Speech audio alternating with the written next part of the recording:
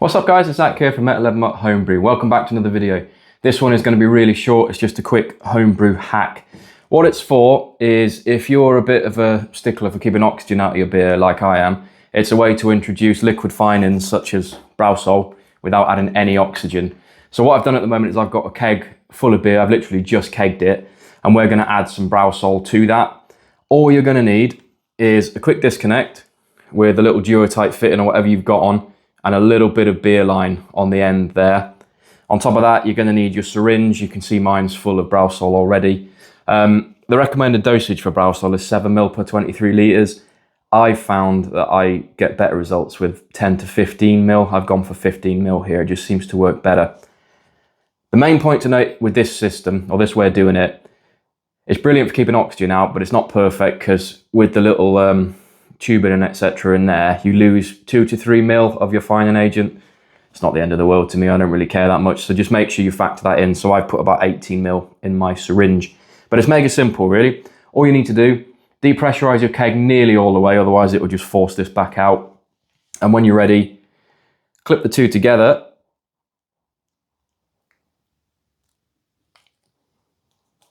Nice and tight.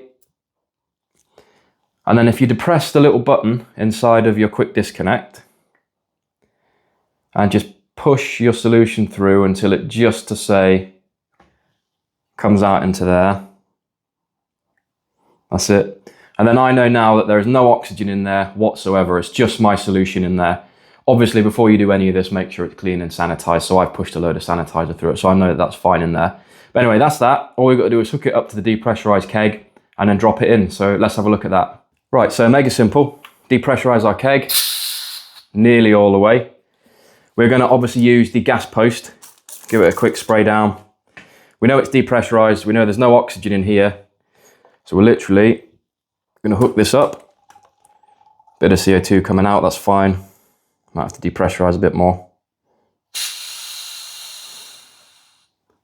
And then we're going to push that in.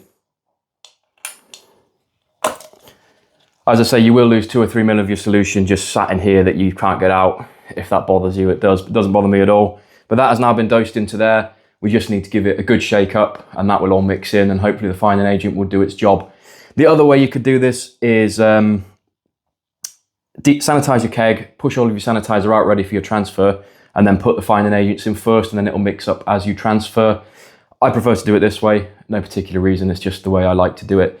It works brilliantly. If you're not sure how to do an enclosed transfer and keep the oxygen out of your beer, I will link my video in at the end so you can see that. But yeah, easy little homebrew hack to get your finings in without introducing any oxygen whatsoever.